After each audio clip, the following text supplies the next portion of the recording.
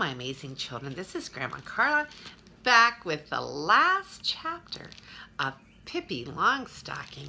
And I have enjoyed this book so much. And it has taken me a long time to read it because I've had a very busy time lately. But we're on the last chapter. Pippi celebrates her birthday. I'm going to show you the first picture because it's an envelope and Pippi's spelling is not very good. Pippi does need to go to school. I'm going to read you what it says because even if you can read, you won't be able to read this very well because the spelling is all wrong. But this is what it says. One day, Tommy and Annika found a note in their mailbox. To Tommy and Annika, it said on the envelope. And when they opened it, they found a card that said, Tommy and Annika should come to Pippi's house for a birthday party tomorrow afternoon. You can wear whatever you like. Okay, if you're big and you know how to spell, look at that spelling that she wrote that with. Pippi does need to go to school and learn a little bit about spelling. But she got the point across.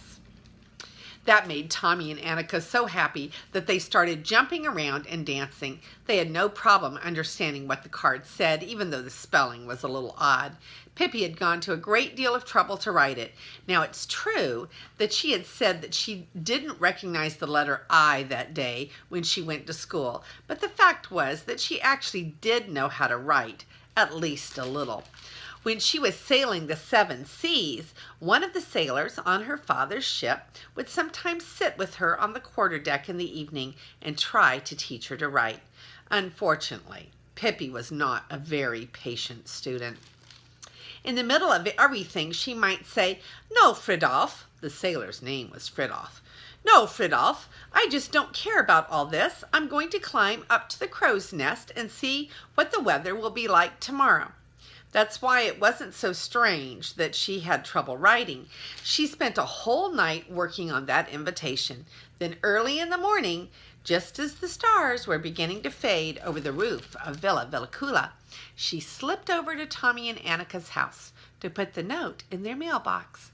As soon as Tommy and Annika got home from school, they started dressing up for the party.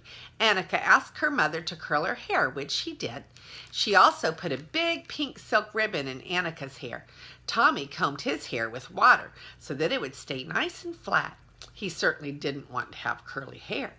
Then Annika wanted to put on her very best dress, but her mother didn't think that was a good idea. Annika was never very clean or tidy when she came home from visiting Pippi. So Annika had to settle for her next best dress. Tommy didn't care much about what he wore as long as he looked more or less presentable. They had bought a present for Pippi, of course. They took the money out of their own piggy banks, and on their way home from school, they went into the toy shop on Zorgatan and bought a very nice, well, let's keep it a secret for a little while longer. The present was now wrapped in green paper and tied up with plenty of string. When Tommy and Annika were ready, Tommy picked up the package and they set off as their mother anxiously warned them to be careful about their clothes. Annika also wanted to have a turn carrying the package, and they agreed that when it came time to give the present to Pippi, they would do it together. It was now well into November, and twilight came early. As Tommy and Annika walked through the gate of Villa Villacula, they were holding each other's hand tightly because it was quite dark in Pippi's garden. The old trees, which were just about to lose the last of their leaves, rustled so glumly. "Sounds like autumn," said Tommy. How much nicer it was to see lights in all the windows of Villa Villacula and to know that they were going to have a birthday party there. Usually Tommy and Annika would race down the kitchen path, but today they went up to the front entrance. The horse was not on the porch. Tommy knocked politely on the door. From inside they could hear a muffled voice say, "On this dark night, who do I see coming up the path to my house? Is it a ghost, or could it be only a poor little mouse?" "No, Pippi, it's us," cried Annika. "Open the door." Pippi opened the door. "Oh, Pippi, why did you say that part about a ghost? I got so scared," said Annika, forgetting all about wishing Pippi a happy birthday. Pippi laughed heartily and threw open the door to the kitchen. Oh, how wonderful it was to come into all the light and warmth. The birthday party was going to be held in the kitchen because that was the nicest room. There were only 2 other rooms on the ground floor. One was the living room, which had only 1 piece of furniture, and the other was Pippi's bedroom. But the kitchen was big and spacious, and Pippi had decorated it so nicely. She had put rugs on the floor, and on the table was a new tablecloth that Pippi had made herself. The flowers she had embroidered on it were quite a bit strange, but Pippi claimed that those sorts of flowers grew in the farthest India. So everything was as it should be. The curtains were drawn, and a crackling fire blazed in the stove. Mr. Nielsen was sitting on the top of the firewood box, banging 2 saucepans lids together, and over in the far corner stood the horse. Naturally, he was also invited to the party.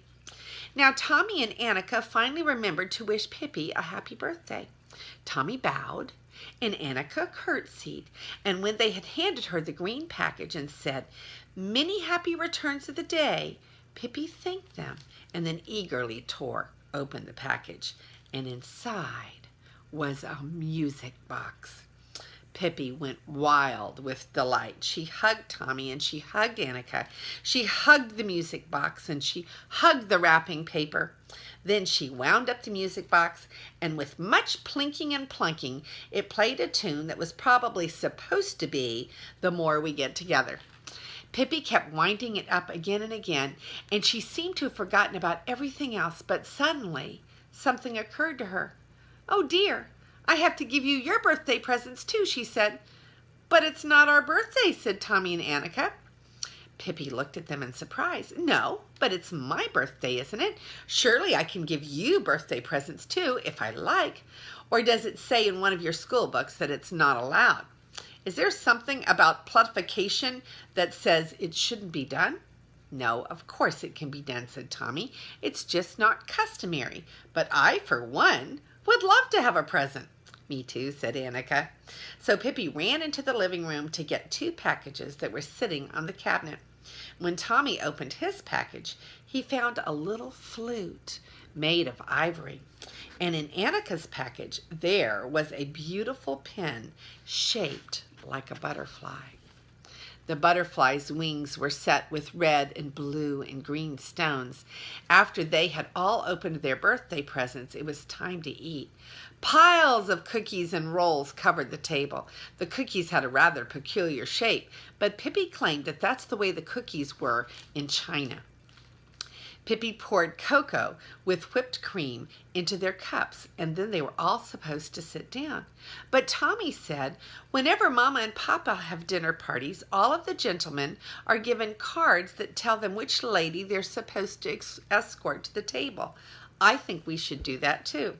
"Let's do it," said Pippi. "Although it won't be easy for us, since I'm the only gentleman here," said Tommy doubtfully. "Oh, nonsense," said Pippi. "Or maybe you think that Mr. Nielsen is a lady."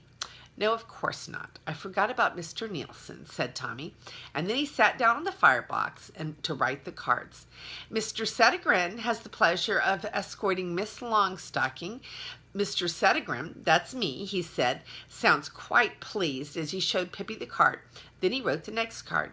"Mr. Nielsen has the pleasure of escorting Miss Settigren." "Yes, but the horse has to have a card too," said Pippi firmly, even though he wouldn't be sitting at the table. As Pippi dictated, Tommy wrote another card. It said, "The horse has the pleasure of staying in the corner, and there he'll get his cookies and sugar." Pippi held the card under the horse's nose and said, "Read this and tell me what you think." Since the horse had no objections, Tommy offered Pippi his arm and escorted her to the table.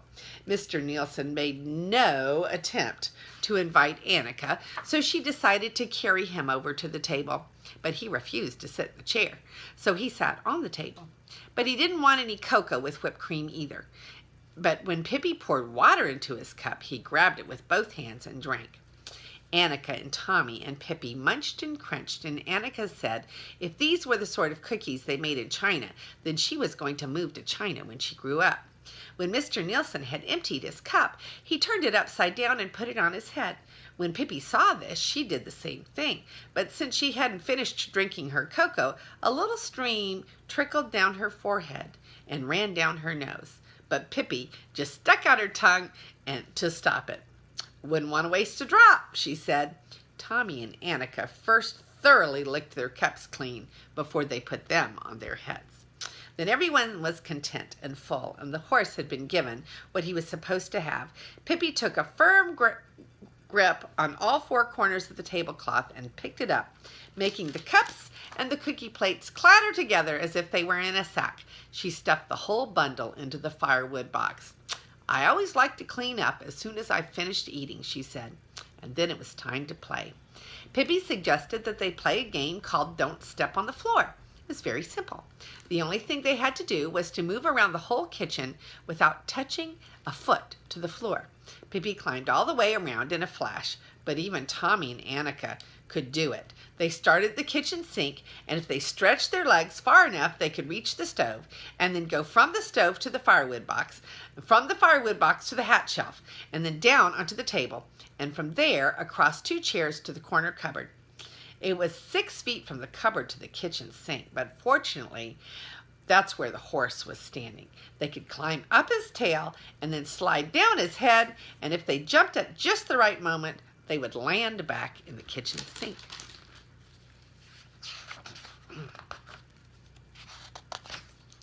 After they'd been doing this for a while, Annika's dress was no longer her next best, but rather her next best, and Tommy was as covered with grime as a chimney sweep.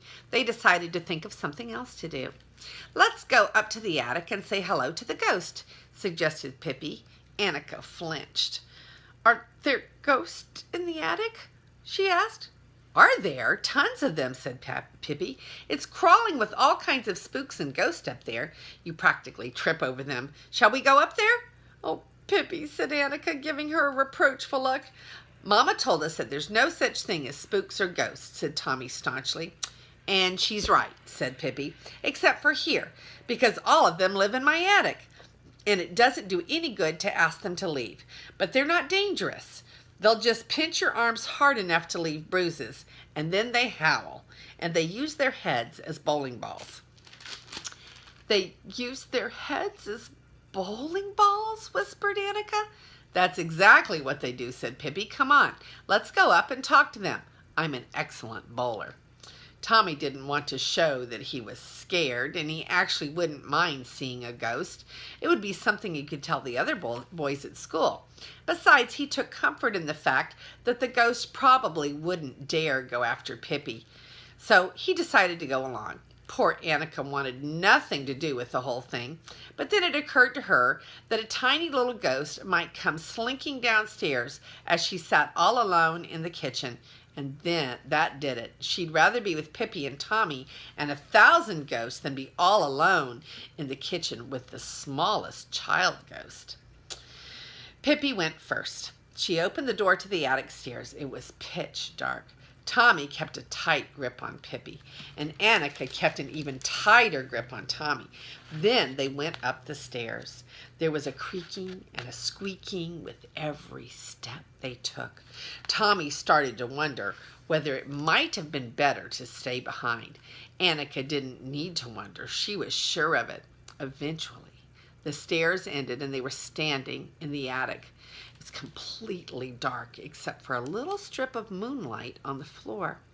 A sighing and a whistling came from every nook and cranny as the wind blew through all the cracks. "Hey, all you ghosts," shouted Pippi. But if there actually was a ghost, he was not answering. "I should have known," said Pippi. "They've all gone to a board meeting of the Spooks and the Ghost Association." Annika uttered a sigh of relief. She hoped that the meeting was going to last a very long time.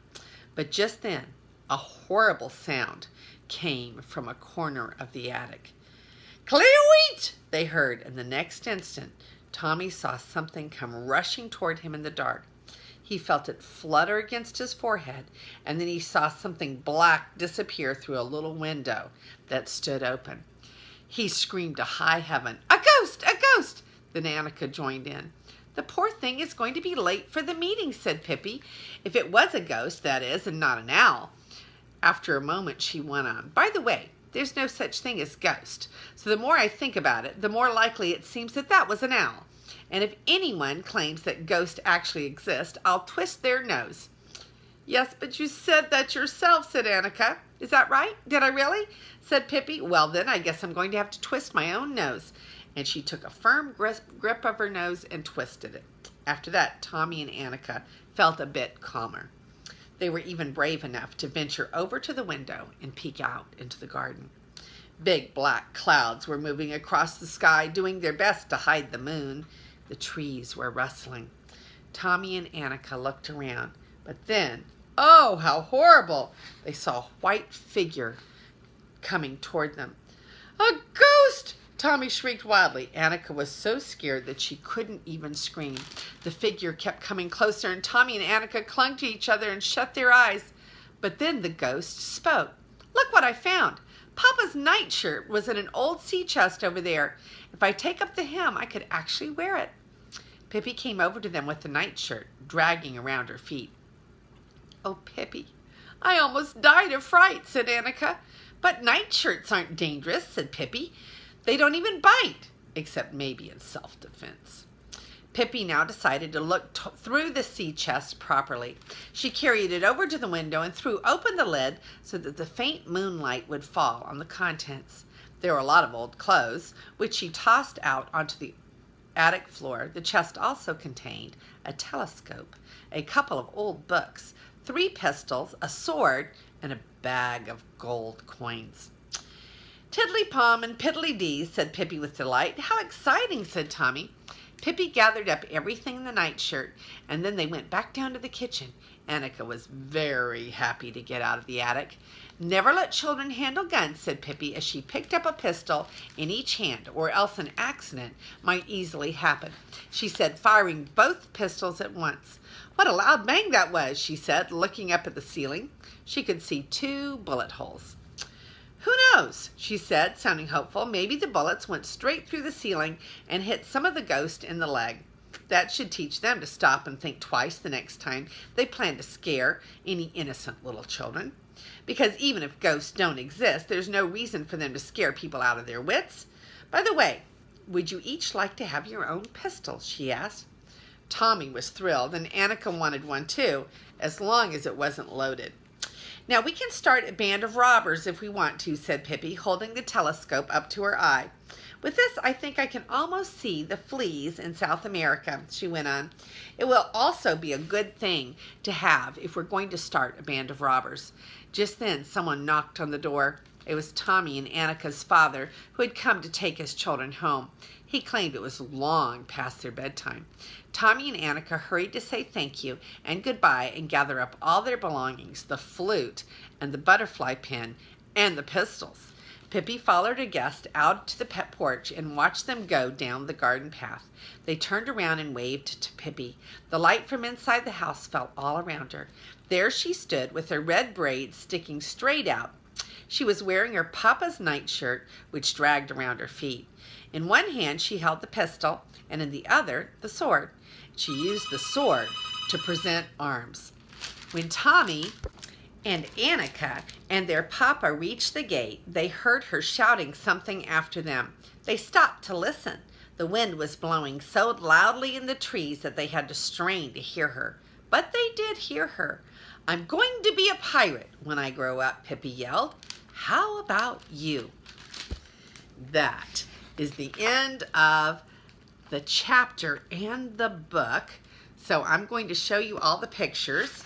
I already showed you the envelope, so we're going to start with the next picture, which was the butterfly pin that Pippi gave to Annika. And then a picture of them playing the jumping game where they had to go all around the kitchen without touching the floor. Look at Annika's legs up there on the shelf. How silly. We shouldn't climb shelves. And then, here's a picture of Pippi as she stood in the door saying goodbye to her friends. She says, I'm going to be a pirate when I grow up. How about you? That is the end of the story of Pippi Longstocking. And I do wonder what Pippi's going to do when she grows up. Do you think she's going to become a pirate? I don't know. I think Pippi might be too kind-hearted to become a pirate, don't you? And this is Grandma Carla, and I love you.